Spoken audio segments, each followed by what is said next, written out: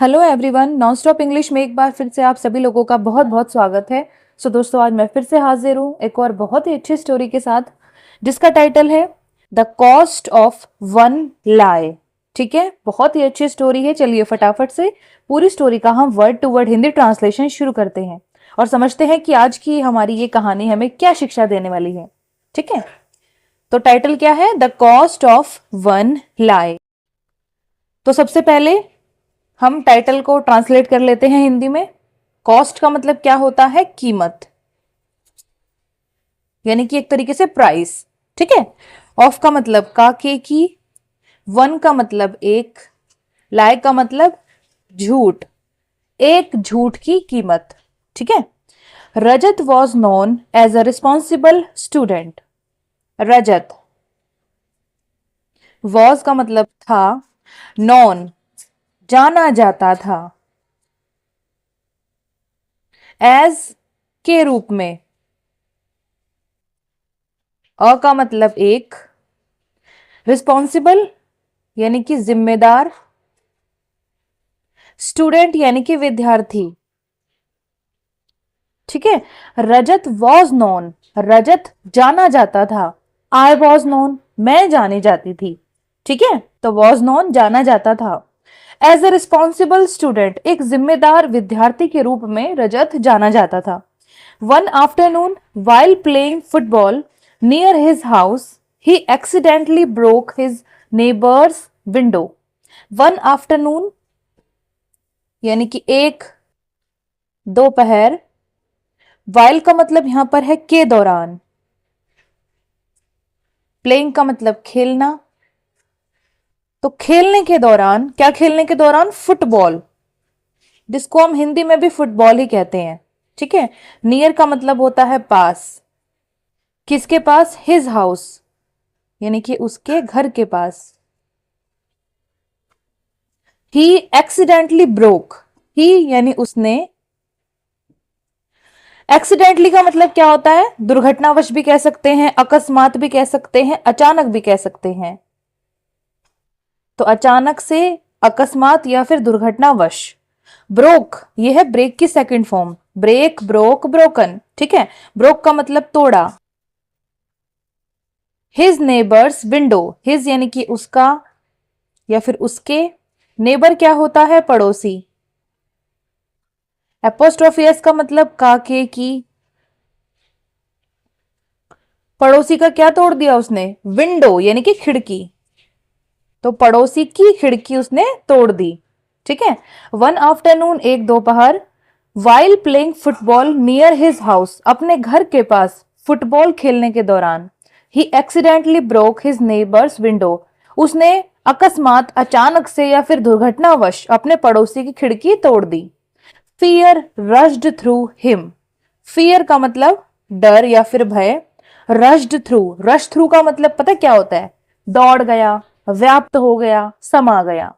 ये तीन मतलब होते हैं। ठीक है, तो हम यहां पर तीनों ही मतलब इस्तेमाल कर सकते हैं कि रश्ड थ्रू, उस जो डर था वो व्याप्त हो गया या फिर समा गया या फिर दौड़ गया। ठीक है, हिम यानी उसमें, डर उसमें दौड़ गया या फिर समा गया। Instead of admitting the mistake, he quickly said, it wasn't me. Instead of, के बजाय, एडमिटिंग का मतलब होता है स्वीकारना, तो स्वीकारने के बजाय, क्या स्वीकारने के बजाय? जो उसकी मिस्टेक थी, गलती थी, अपनी गलती को स्वीकार करने के बजाय, ही क्विकली सेड, ही यानी वह, क्विकली का मतलब जल्दी से, सेड का मतलब बोला। इट वॉजंट मी, इट यानी वह, वॉजंट किससे बना है? वॉज प्लस नॉट से, वॉज का मतलब था, नॉट का मतलब नहीं, तो वॉज नॉट या फिर वॉजंट नहीं था। मी यानी मैं, वो मैं नहीं था जिसने ये खिड़की तोड़ दी है। क्या कहती है line? Instead of admitting the mistake, अपनी गलती को स्वीकारने के बजाय, ही क्विकली सेड, वो जल्दी से बोला, इट वॉजंट मी, मैं वो नहीं था, यानी कि मैं वो नहीं था जिसने खिड़की तोड़ी है। I think it was the new boy from down the street. क्या कहती है लाइन? आई थिंक, मैं सोचता हूं।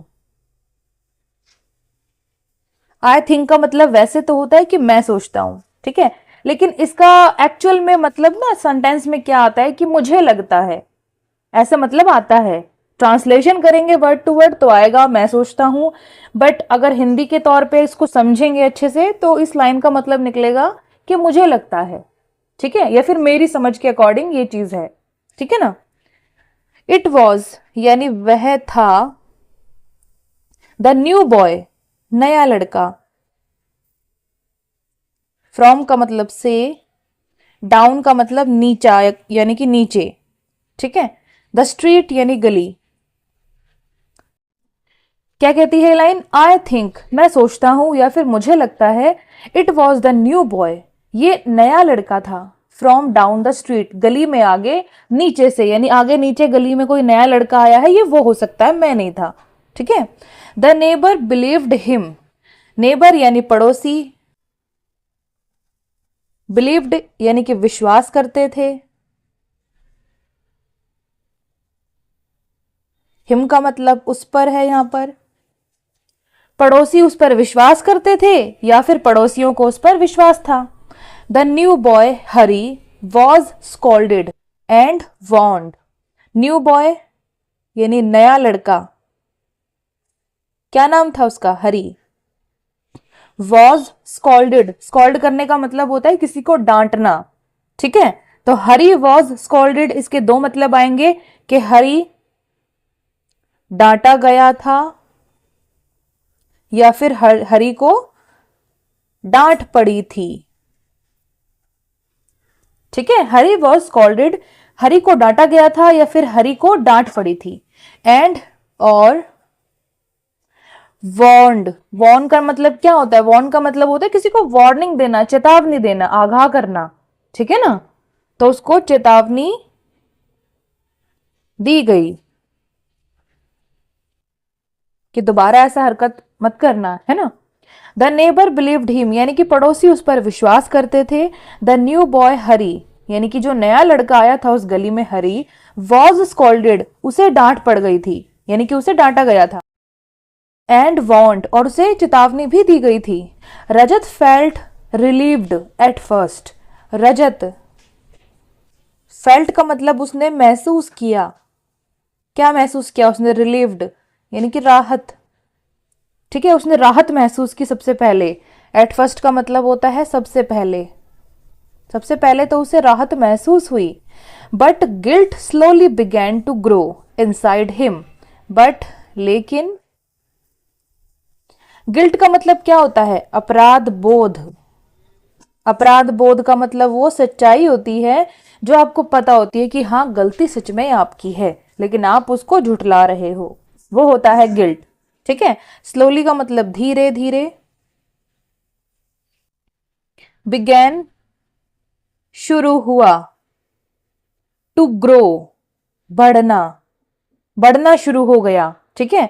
इनसाइड के अंदर, यहां पर टू का अपना अलग से कोई मतलब नहीं है, ये सिर्फ जो वर्ब के साथ लगता है ना टू वो है, ठीक है। इनसाइड का मतलब के अंदर, किसके अंदर? हिम यानी कि उसके।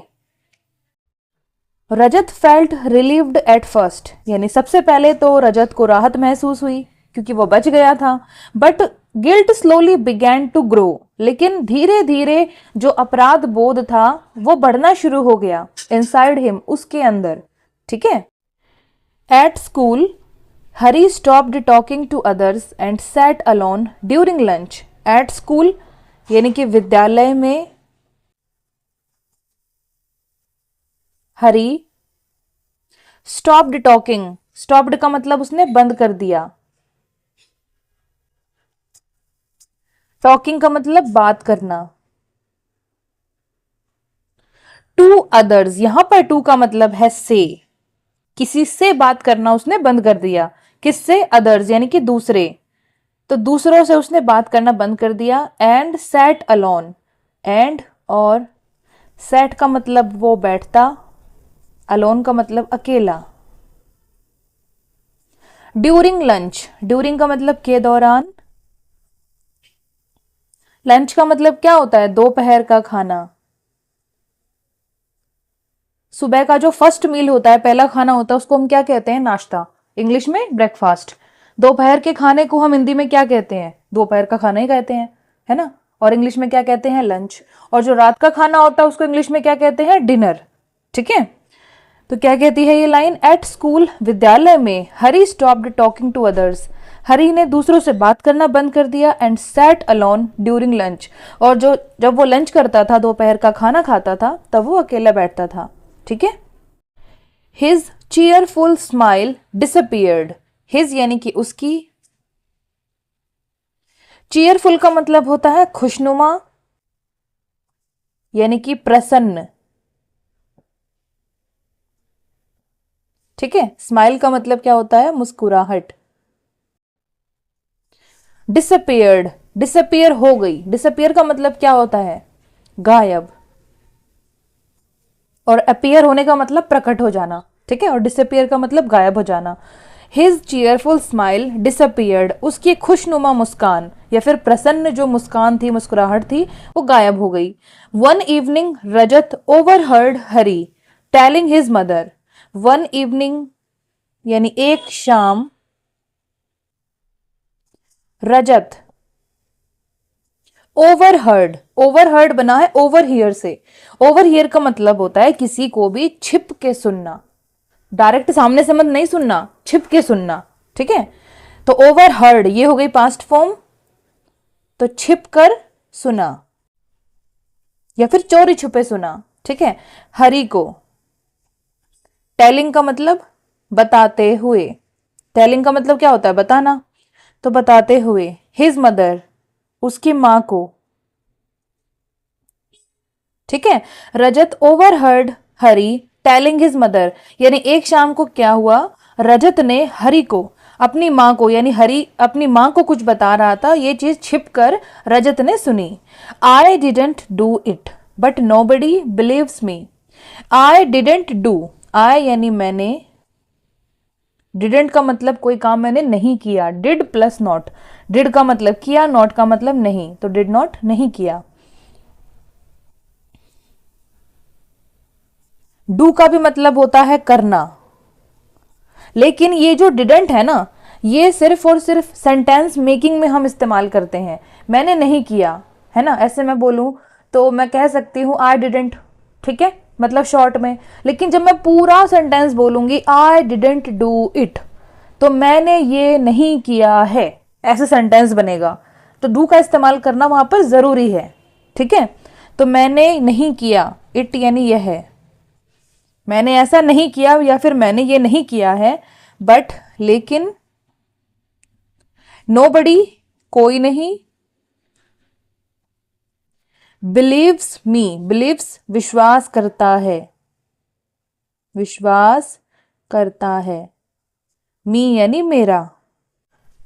ठीक है, क्या कहता है हरी अपनी मां से, आई डिडेंट डू इट, मैंने ऐसा नहीं किया है, बट नो बडी बिलीव्स मी, लेकिन कोई भी मेरा विश्वास नहीं करता है, या फिर कोई नहीं विश्वास करता है मेरा, इस तरीके से भी आप कह सकते हो। That sentence pierced Rajat's heart, that sentence यानी उस वाक्य ने, वाक्य का मतलब क्या होता है, सेंटेंस। ठीक है ना, जो हम पूरी लाइन बोलते हैं वो पूरा सेंटेंस होता है, वाक्य होता है।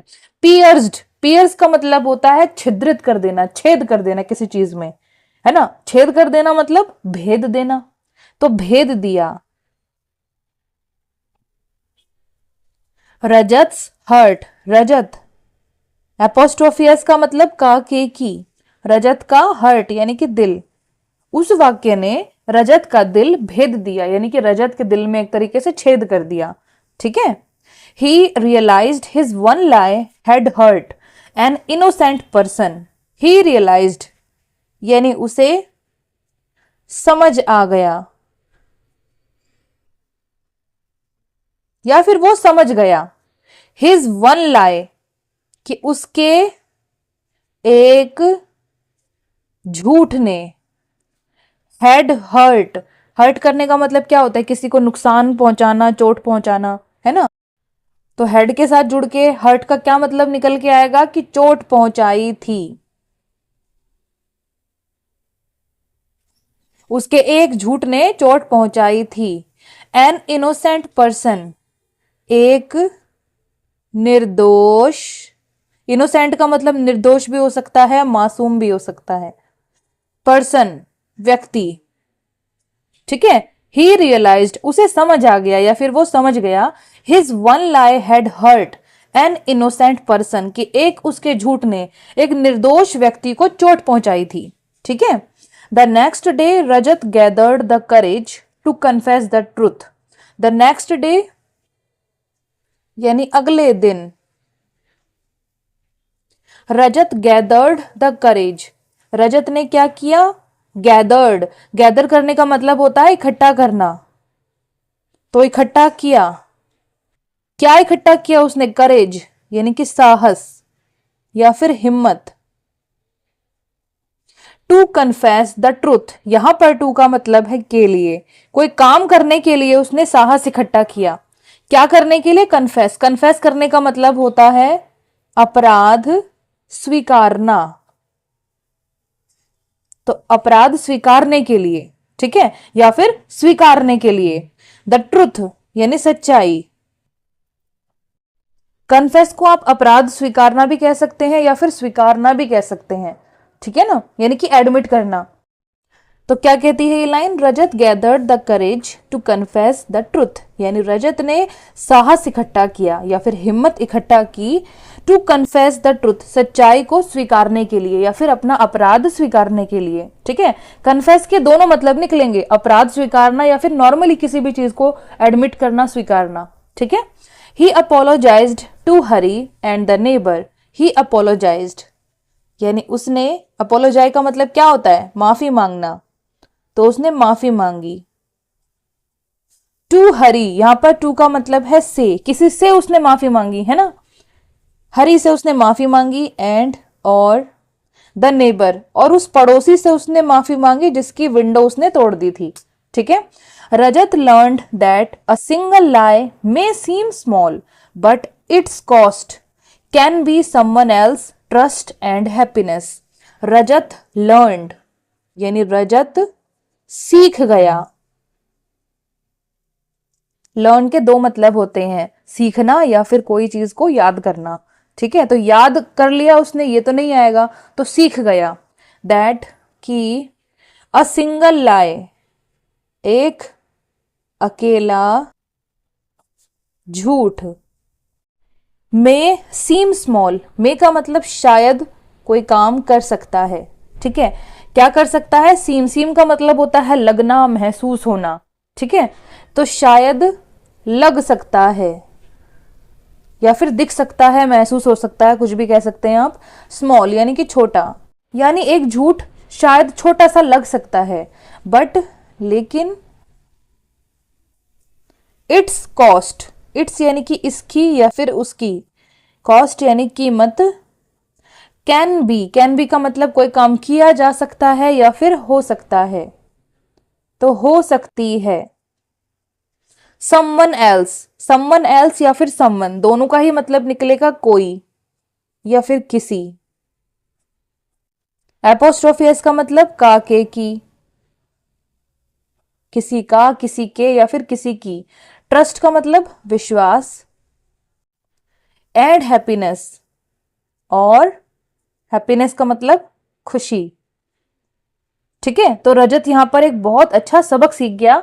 रजत लर्न दैट, रजत सीख गया कि अ सिंगल लाई, एक अकेला झूठ, मे सीम स्मॉल, शायद छोटा लग सकता है, बट इट्स कॉस्ट, लेकिन उसकी कीमत या फिर इसकी कीमत, can be someone else trust, किसी का विश्वास हो सकता है, एंड हैप्पीनेस, और किसी की खुशी भी हो सकती है।